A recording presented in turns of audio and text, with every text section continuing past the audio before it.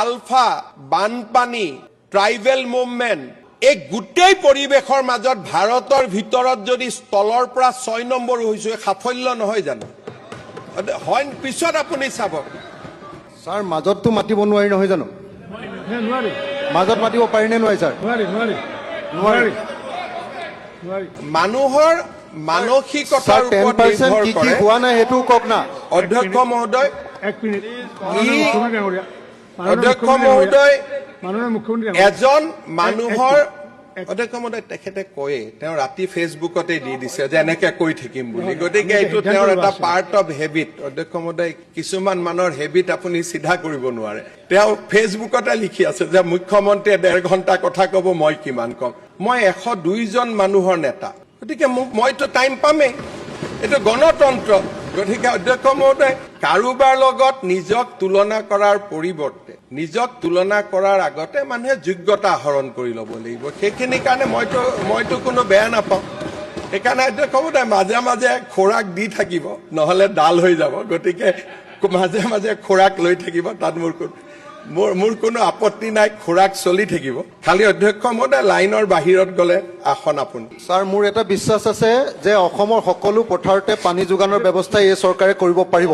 অধ্যক্ষ মহোদয়, অসমৰ সকলো পথাৰতে পানী যোগানৰ ব্যৱস্থাটোৰ কাৰণে আপুনি মই 1.5 ঘণ্টা কম বুলি আপত্তি কৰিছিল। এনেকে অধ্যক্ষ মহোদয়, মই আপোনাক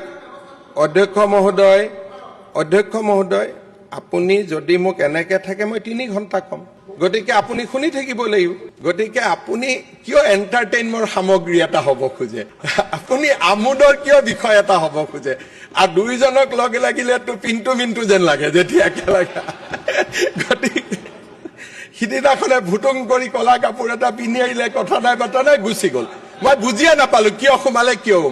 এটা ছেকেণ্ড নষ্ট নকৰাইকো পীযুষ হাজৰিকাই মোক কৈছিল যে কৃষি আৰু জলসিঞ্চনটো একেলগে পালে মই ভাল পাম। অধ্যক্ষ মহোদয়, সদনৰ ভিতৰত আমি জলসিঞ্চনৰ কথা কৈছো, সদনৰ ভিতৰত আমি কৃষিৰ কথা কৈছো, বাহিৰত আমি কি কৈছো যে পীযুষ হাজৰিকাৰ পাখি কাটি দিলে। তাৰমানে কৃষি আৰু জলসিঞ্চন মন্ত্ৰীৰ দৰে ডাঙৰ দপ্তৰ দুটাক যেতিয়া পাখি কাটাৰ লগত তুলনা কৰে, তাৰ মানে অধ্যক্ষ মহোদয়, সেই ব্যক্তিজনে কৃষি আৰু জলসিঞ্চনৰ কিমান উন্নতি বিচাৰে, তেওঁৰ নিকৃষ্ট মানসিকতাই তাক প্ৰতিনিধিত্ব কৰে।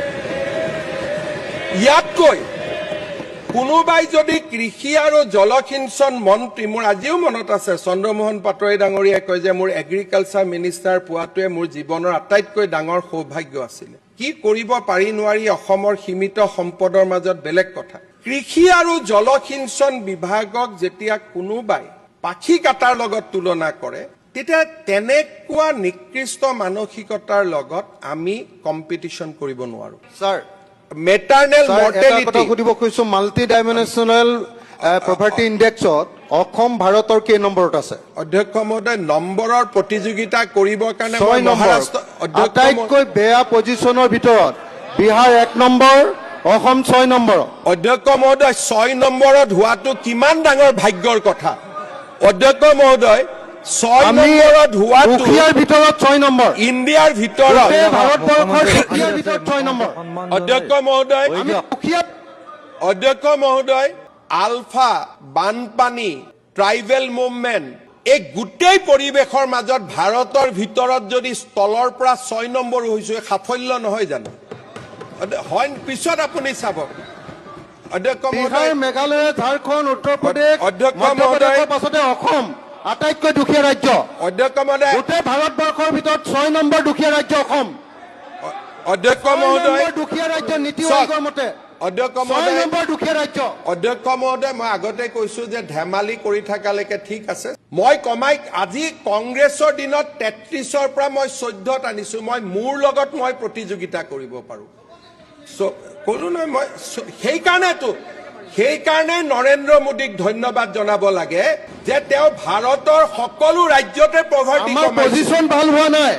ভাৰতবৰ্ষৰ ভিতৰত 6 নম্বৰ আটাইতকৈ দুখীয়া ৰাজ্য অসম।